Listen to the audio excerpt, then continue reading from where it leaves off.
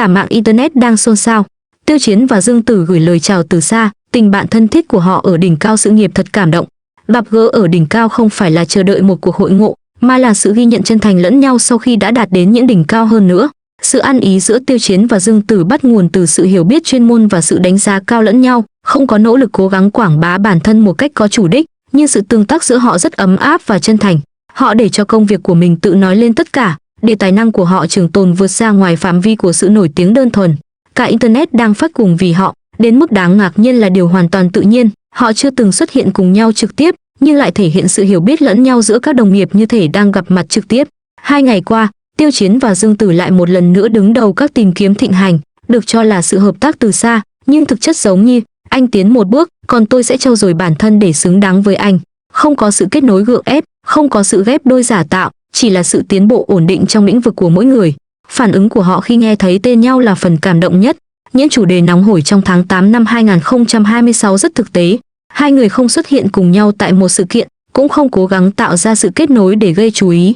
Nhưng khán giả rất tinh ý, nhìn vào sự phát triển sự nghiệp của họ và so sánh với những khoảnh khắc đáng nhớ trong quá khứ. Bạn sẽ thấy rằng gặp gỡ ở đỉnh cao không phải là chờ đợi để tái ngộ, mà là sẵn sàng dành cho nhau sự khẳng định chân thành sau khi đạt được những thành công lớn hơn nữa. Hình thức giao tiếp này được cư dân mạng mệnh danh là hình thức giao tiếp gián tiếp tinh tế nhất, gói gọn trong vài từ, không cố gắng quảng bá bản thân một cách có chủ đích, nhưng vẫn ấm áp và tương tác. Họ không dựa vào chiêu trò tôi thắng chỉ cần xuất hiện cùng khung hình với bạn, thay vào đó, họ đối xử với khán giả như người lớn biết bạn muốn xem gì, nhưng không dùng đến những mánh khoe rẻ tiền. Từ việc công bố dự án và cập nhật giải thưởng đến việc xây dựng nhân vật, mọi thứ đều mang tính quy trình bài bản, một cách để nói với khán giả, tôi đang nỗ lực hết mình cho việc này. Trước tiên, hãy nói về Tiểu Trọc. Trong tháng 8, anh ấy chủ yếu tập trung vào các dự án phim truyền hình và hình ảnh cá nhân trước công chúng. Thông tin đáng tin cậy nhất mà tôi nghe được là bộ phim truyền hình 10 ngày kết thúc đã hoàn thành quay phim vào cuối tháng 7. Loại nội dung này luôn đòi hỏi cao, cần cả những pha hành động nhanh và tính lọt chặt chẽ. Việc hoàn thành đúng thời hạn chứng tỏ khả năng thực hiện và nhịp độ làm việc của cả ekip. Đầu tháng 8, anh ấy bước vào giai đoạn nghỉ ngơi và đồng thời tuyên bố được bổ nhiệm làm đại sứ quảng bá cho cuộc thi World Skills lần thứ 48. Lời dẫn trong video quảng bá rất ổn định và sâu sắc, giống như một lời khẳng định chắc chắn. Quan trọng hơn, các phương tiện truyền thông chính thống trên mọi nền tảng đều chia sẻ và ủng hộ. Đây không chỉ là sự tự tán dương trong ngành mà còn là sự công nhận thực sự của công chúng. Đối với những người nổi tiếng hàng đầu, việc chuyển từ sự nổi tiếng nhất thời sang sự công nhận thường phụ thuộc vào việc có cả tác phẩm chất lượng và hình ảnh cá nhân mạnh mẽ. Hãy cùng nhìn vào Dương Tử. Những tin tức về cô ấy cũng mang đậm tính thực tế. Cô ấy chính thức được công bố là đại sứ quảng bá tại Bắc Kinh cho giải thưởng Bách Hoa lần thứ 38 và sẽ tham gia tất cả các hoạt động của giải thưởng bắt đầu từ ngày 7 tháng 8. Lượng đặt trước cho các bộ phim truyền hình sắp tới của cô cũng đang tăng lên, và các đánh giá của khán giả cũng như phản hồi từ thị trường tiếp tục được cải thiện. Dương Tử luôn tạo ấn tượng thú vị. Cô ấy không phải là kiểu người liên tục tuyên bố tôi chăm chỉ, mà thay vào đó, cô ấy biến sự chăm chỉ thành kết quả. Sự tiến bộ của cô ấy giống như một quá trình chuyển biến bền bỉ, dần dần, từ hoàn thiện bản thân từng bước từ một nữ diễn viên quen thuộc thành một nữ chính đáng tin cậy hơn. Từ giải thưởng Hoa Mộc Lan đến các vai diễn và hoạt động hiện tại, mỗi lần xuất hiện của cô ấy dường như đều nhắc nhở chúng ta, ngôi sao nổi tiếng có thể phai tàn, nhưng tài năng thì không.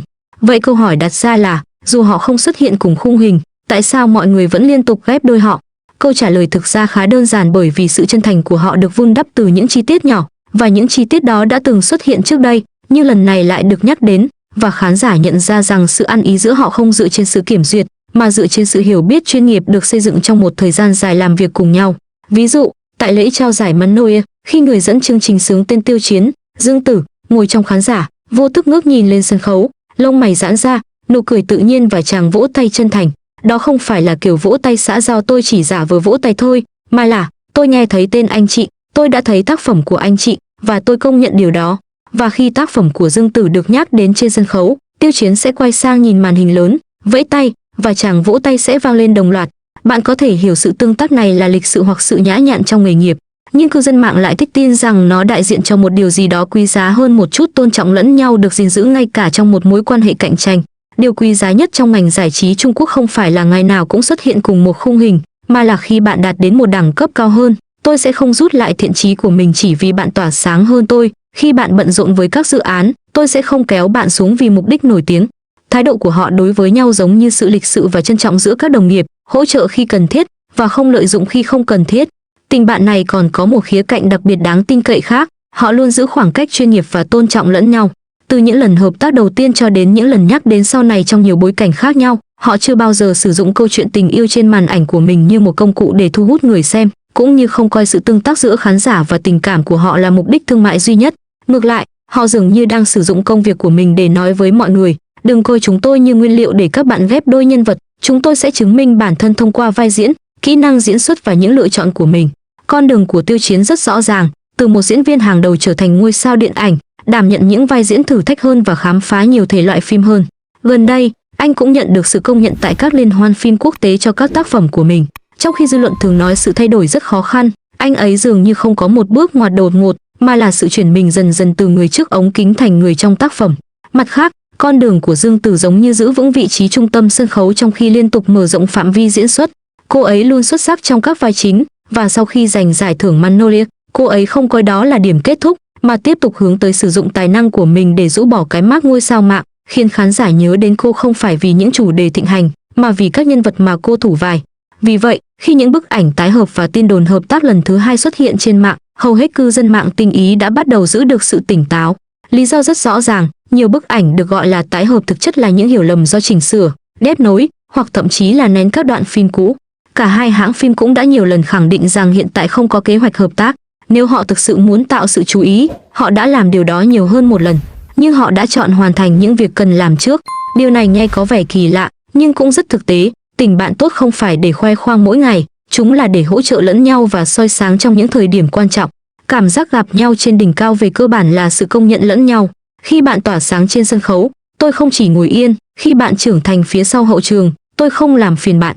Bạn giỏi, và tôi cũng không tệ. Nghe có vẻ đơn giản, nhưng thực hiện rất khó.